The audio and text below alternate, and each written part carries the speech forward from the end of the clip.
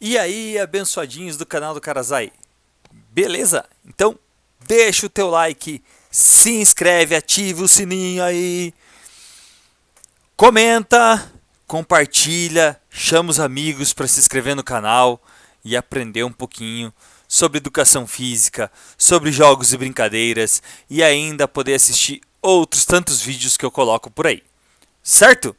Dito isso, hoje a gente vai falar sobre xadrez! O que faremos agora? Bem, as brancas saem na frente. E depois, nós jogamos.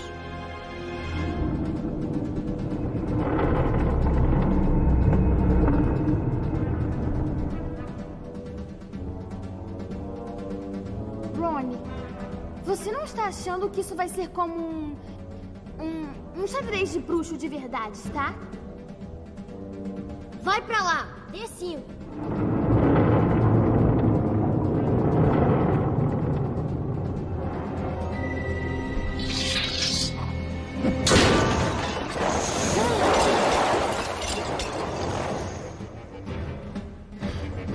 Sim, Hermione. Acho que isso vai ser igualzinho ao xadrez de bruxo. Não, mas a gente não vai falar desse xadrez aí, do xadrez de bruxo não, né? Apesar de eu achar muito legal, né? Quem gosta do Harry Potter, eu acho legal o Harry Potter. A gente vai contar um pouquinho sobre a história do xadrez, algumas regras, valor de peças e outras cositas mais, ok? Vamos lá. Bom, o xadrez ele começou de forma recreativa, ou seja, para brincar, para distrair. Ele é dividido em 64 casas, ok? Brancas e pretas, ou escuras e claras, porque nem todo tabuleiro é branco e preto. Existem outras combinações de cores hoje em dia. O tradicional é branco e preto. Sendo que metade é clara ou branca e metade é escura ou preta, né?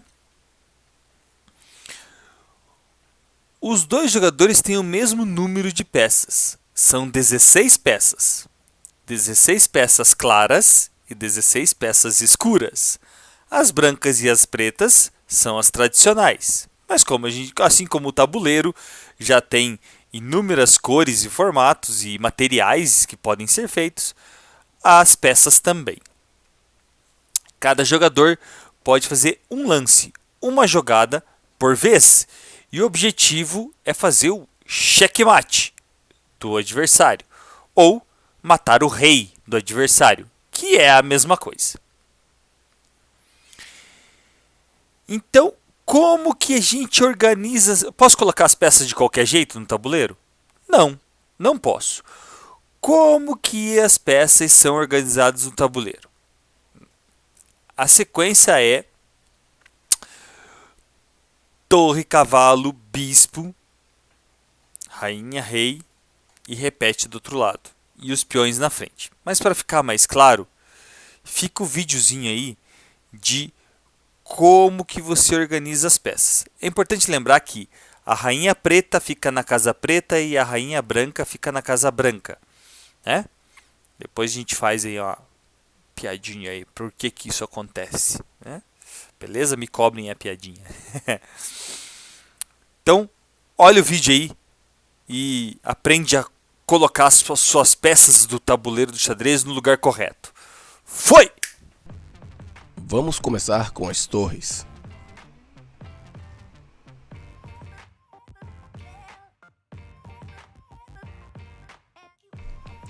Ao lado das torres, os cavalos.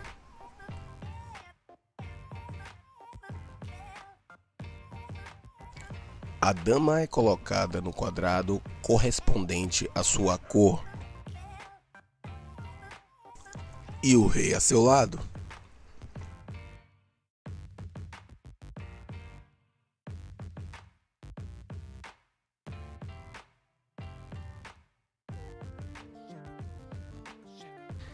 Nas casas que restaram, colocam-se os bispos.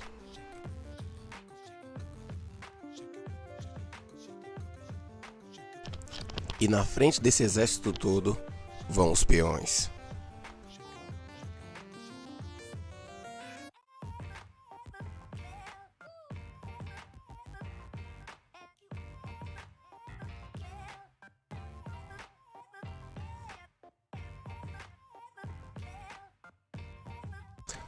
E o exército está pronto para a batalha. Muito bem. E quanto valem as peças? Elas têm o mesmo valor? Não, elas não têm o mesmo valor. Para contar o valor das peças, eu vou usar uma linguagem figurada, uma analogia, beleza? Muito bem, uma metáfora, para que vocês entendam o valor das peças de forma mais prática e melhor. Gente, pensa comigo. Agora vamos imaginar o xadrez na era medieval, na era dos castelos, dos cavaleiros, dos reis, das rainhas. Que o xadrez de hoje, ele de certa forma, ele é o quê? Um campo de batalha. E as peças são nada mais do que representam aquilo que vai estar nesse campo de batalha. Muito bem. Quem é a figura mais importante? É o rei. É o rei. Então o rei vale o jogo. Você matou o rei, você acabou com aquela civilização.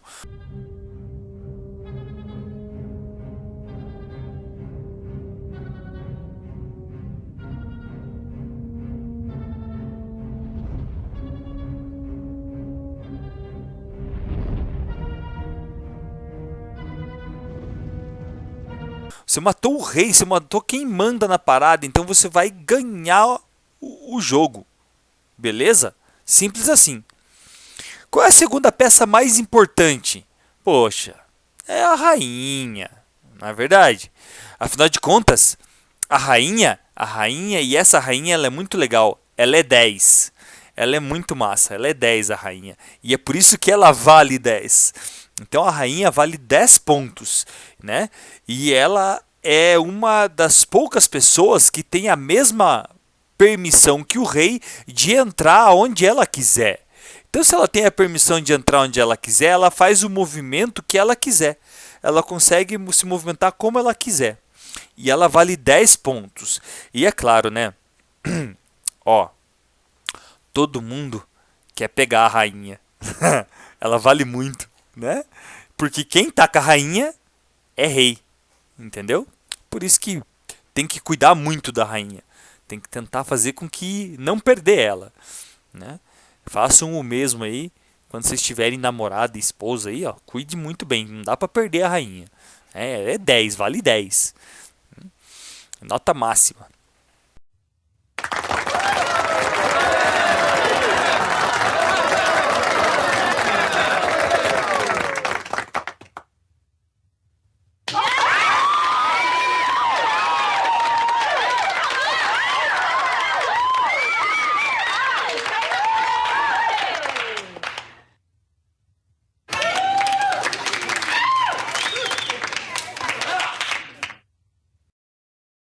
Muito bem. Depois a gente tem os bispos. O que o bispo representa? O bispo representa a igreja. Então, como ele representa a igreja, e a igreja nessa época ela tem um poder muito grande. Poder político e poder de influência. Então o bispo ele é muito importante, né? Ele vale 3 pontos. Ele vale tanto, mas tanto, que ele é comparado aos cavaleiros. Todo mundo aí já deve ter assistido um filme que tinha cavaleiro na época medieval. Por exemplo, os Cavaleiros da Tábula Redonda. Saca? Tipo isso aqui.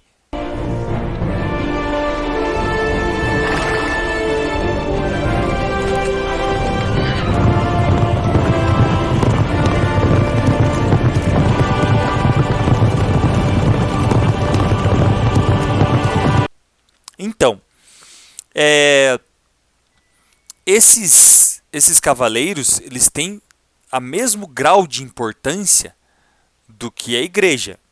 É como se fosse a tropa de elite do exército da época.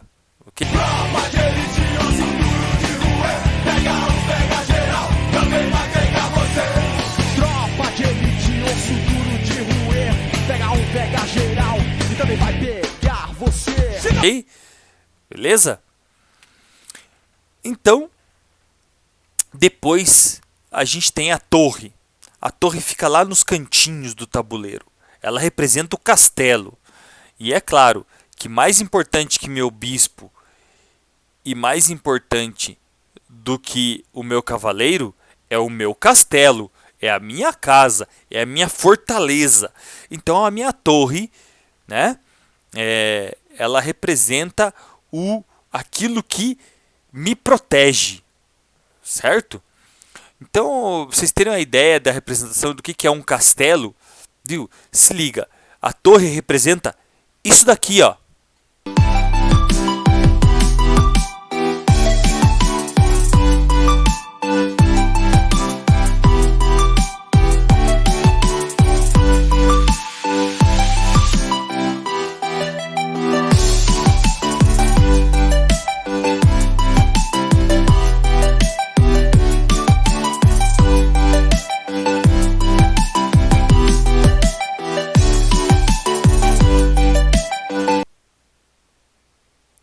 Massa, né?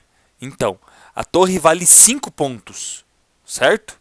Então, a torre tem um valor de 5, porque ela é mais importante. E por último, a gente tem os peões. O que o peão representa? O soldado, a linha de frente. Aquele que vai primeiro. Aquele que, se morrer, não vale tanto, né? Então, ele vale um pontinho só. Né? Porque soldado é o primeiro a chegar na batalha. Soldado é o que toma o primeiro tiro. Soldado é esse cara aqui, ó. Liberar a rampa, 30 segundos. Fiquem com Deus. Grupo de estibordo, grupo de bombordo, rápido. Cuidado com os buracos de morteiro. Eu quero ver muita praia entre os homens. 5 homens é uma chance de ouro. Um homem é perder munição. Cuidado com a areia em suas armas. Eu quero ações definidas. Vejo vocês na praia.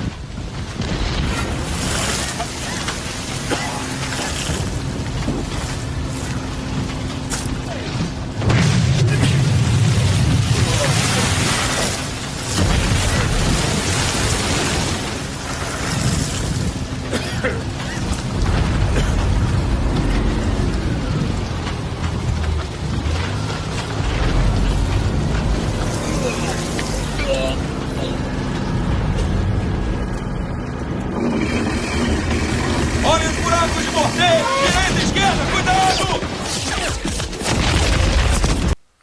Entendeu? Então, é o cara que, se ele morrer, não faz muita falta. Ele ajuda, mas ele não faz muita falta.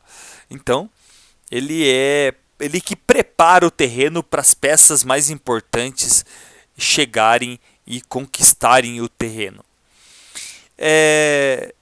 O objetivo do xadrez é mais ou menos esse. Bom, tabuleiro tem lado certo? Sim, ele tem lado certo. Ué, mas não é quadrado o tabuleiro? É quadrado. E não tem a mesma quantidade de casas escuras e claras? Sim, mas sempre a casa escura, a casa pretinha, ela tem que ficar do lado esquerdo do jogador. Ok? É uma regra. Não tem jeito. Tem que ficar lá. Beleza? Então tá. Existem várias histórias do surgimento do xadrez. A mais famosa é essa aí, ó. Tá? Que ele fala que ele surgiu lá na Índia. E depois, na modernidade, ele se transformou para aquilo que a gente tem hoje. Não era igual o xadrez que a gente tem hoje, mas ele é lá da Índia. Para contar essa história de como ele surgiu, separei aqui um desenho que vai explicar para vocês e vocês vão entender de forma resumida qual é a história do xadrez. Ô editor, dá um play aí! Existem diversas lendas associadas à criação do xadrez, sendo uma das mais famosas aquela que a atribui a um jovem Brahmane indiano chamado Lahu Sesa.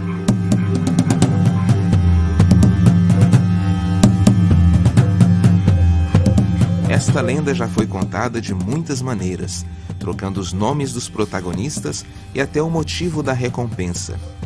Porém, os ancestrais do xadrez provavelmente surgiram há 40 séculos antes da nossa era, dada a escrita pictórica e escultura, que servem para iniciar as investigações sobre o jogo. Segundo a lenda, numa província indiana chamada Taligana, existia um poderoso Rajá que havia perdido o filho em batalha.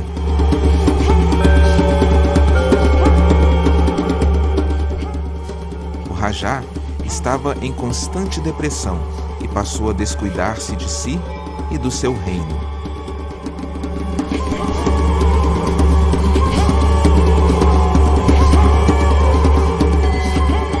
Certo dia, foi visitado por Sesa,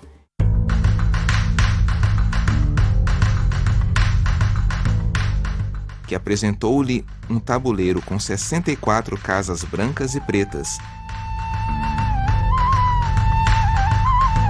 com diversas peças que representavam a infantaria, a cavalaria, o seu reino. Rajá, venho trazer um jogo que lhe dará conforto espiritual. Com ele, finalmente encontrará a cura para sua depressão.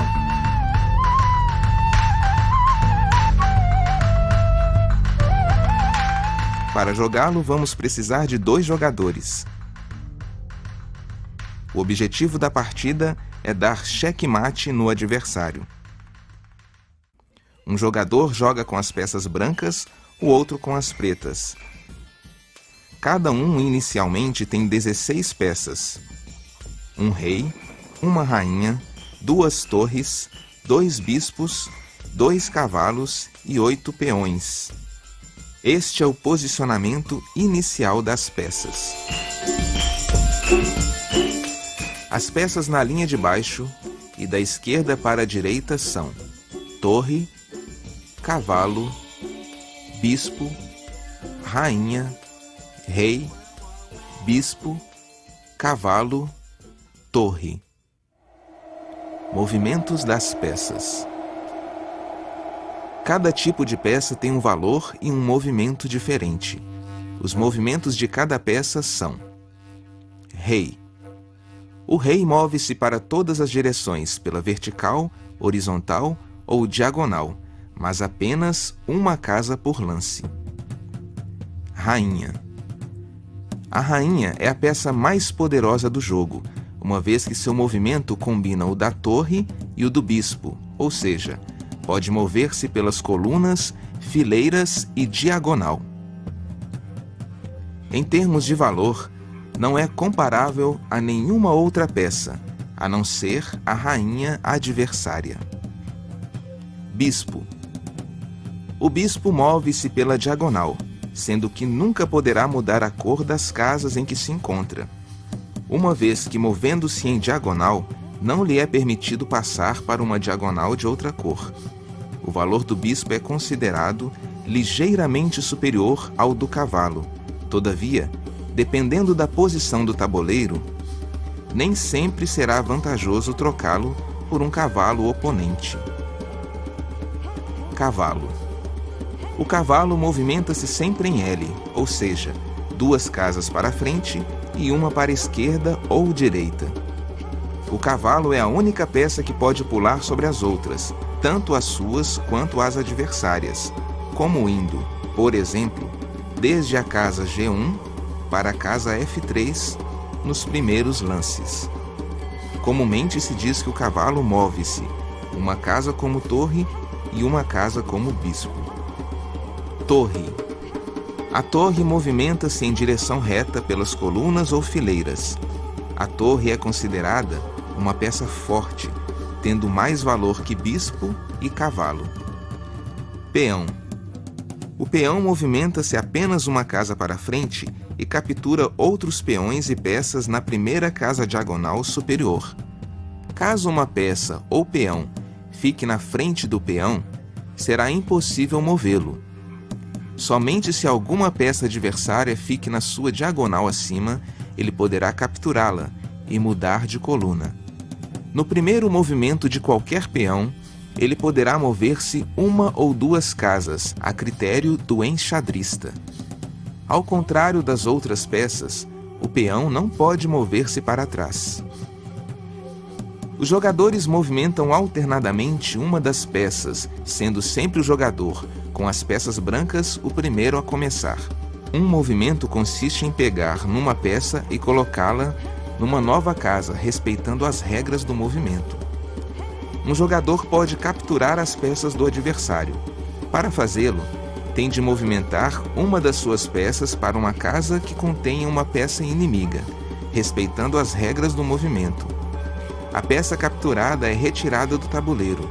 A captura não é obrigatória. O jogo termina quando se atingir o mate, ou uma situação de empate. Fascinante! Por sua brilhante criação, o tornarei um homem rico. Quero que ensine o meu jogo para todo o meu reino, para que todos possam compartilhar comigo esta grande invenção e juntos possamos competir. E a partir desse dia, o jogo do xadrez foi espalhado pelo mundo inteiro, trazendo benefícios a todos que o praticam, tornando um dos jogos mais populares do mundo, sendo praticado por milhões de pessoas. Muito bem. Muito obrigado, editor. Valeu, hein? É sempre bom ter a ajuda de alguém, né? Vamos lá.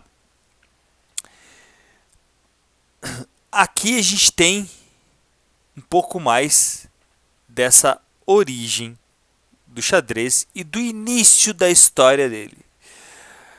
Nós temos hoje milhões de torneios mundiais, né, em todos os locais do mundo. Aqui em Guarapuava, inclusive antes da pandemia, teve um evento sensacional onde vieram os melhores enxadristas do Brasil, né, para jogar. Foi muito da hora, muito legal.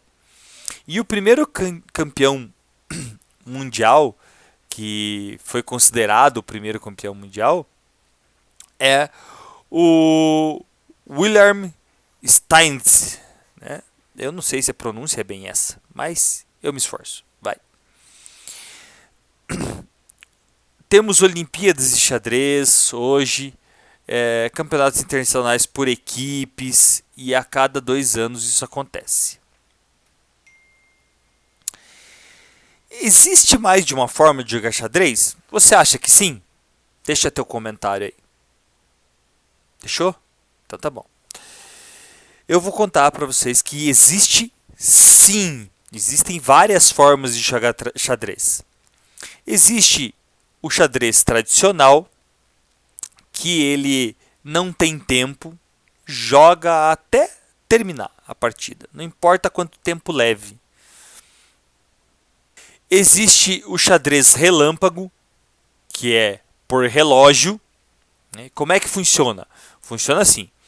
Começa a partida, tem um relógio que com um cliquezinho em cima, com um botãozinho em cima. O atleta clica no botão e faz seu movimento. Quando ele clica no botão dele, começa a contar o relógio do adversário. Certo? Ele faz a jogada dele. E aí, o adversário faz jogada, clica no botão e vai contando o tempo. Ele tem um tempo máximo para terminar o jogo. Se não terminar com checkmate, conta os pontos, né, de quantas peças, as peças e os pontos que elas geraram. E quem tiver mais pontos vence. O reloginho do xadrez funciona assim, ó. Aqui nós temos os botões onde a gente aperta para iniciar o tempo, né? E se você deixar no meio, é o pause. Tá? Pode ver que ele não está funcionando. Se eu apertar esse lado, ele para esse relógio e começa esse. Esse menor ponteiro, ele é os segundos, tá? O menor é a hora e aqui é o minutos. Então, o adversário de pretas fez a jogada, apertou, para esse relógio e começa esse, tá? Então, agora vocês já sabem como é que é o xadrez relógio, né? Que é o relâmpago. Temos ainda o xadrez australiano, que são 2 tabuleiros ao mesmo tempo. Então, uma dupla contra a outra. E a peça que eu roubo, que eu ganho, eu dou para o meu colega e ele pode colocar no tabuleiro dele. Tá bom? Eu não eu vou... Igual esse daqui, ó. Cada peça capturada de um lado do tabuleiro pode ser passado para o outro.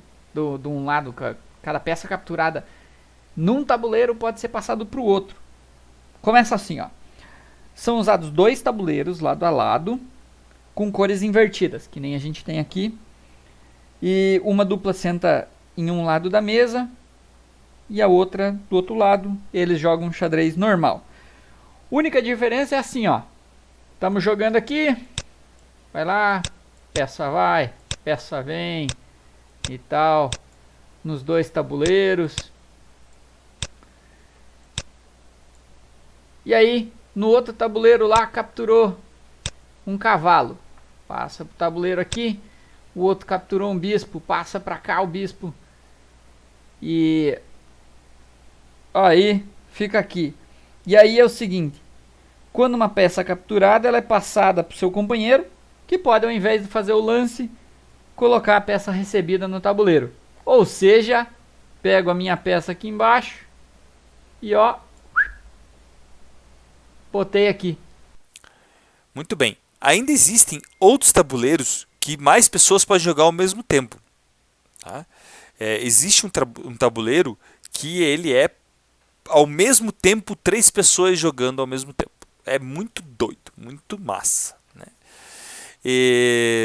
Então esses são alguns dos tipos de xadrez que existem. Existem mais, e se você conhece outros, pode comentar aí que a gente pode aprender sempre algo novo, certo? E como é que é o nome que se dá para quem joga xadrez? Eu já falei aqui na aula uma vez. Você prestou atenção? Não? Calma, eu vou repetir. O nome que se dá para aquela pessoa que joga xadrez é enxadrista. Isso mesmo. Enxadrista. Beleza? Então aprenda. Não é jogador de xadrez, é enxadrista. Ok? Falar certo é bom. Do que pode ser feito os tabuleiros, né? E as peças de xadrez? Bom, hoje a possibilidade é infinita. Qualquer objeto que possa ser recortado ou moldado no formato necessário. Tanto faz. Pode ser de papel, de madeira, de metal, né? Qualquer tipo de metal. Né? Existem tabuleiros, inclusive, que na verdade eles são muito mais uma peça de decoração, uma joia, do que um tabuleiro. É feito de ouro, prata, tem às vezes pedras preciosas. Eu vou deixar aqui algumas fotos, algumas coisinhas sobre alguns tipos de tabuleiro. Se liga nesses tabuleiros, olha que coisa mais linda. Esses daqui, ó.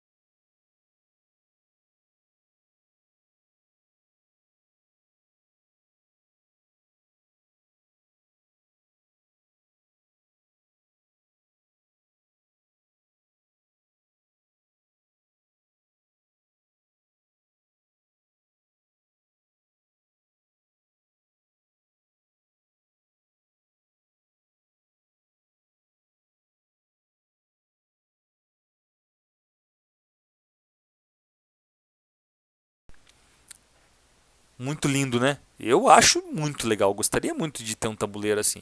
Por enquanto eu tenho só aqueles de plástico mesmo. E é isso aí, galera. Eu espero que vocês tenham gostado e entendido um pouco melhor sobre o xadrez. É importante ser estrategista e pensar à frente. Ser jogador de xadrez não é fácil, precisa de muito estudo e muito treino. Como qualquer coisa, se você quer ser bom em algo que você faz, você precisa estudar muito e treinar muito.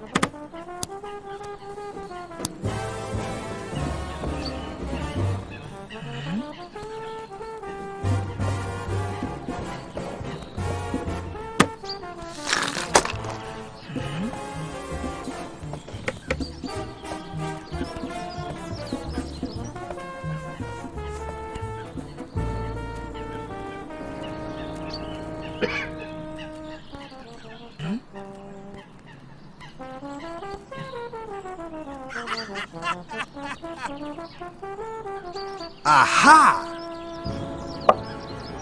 What?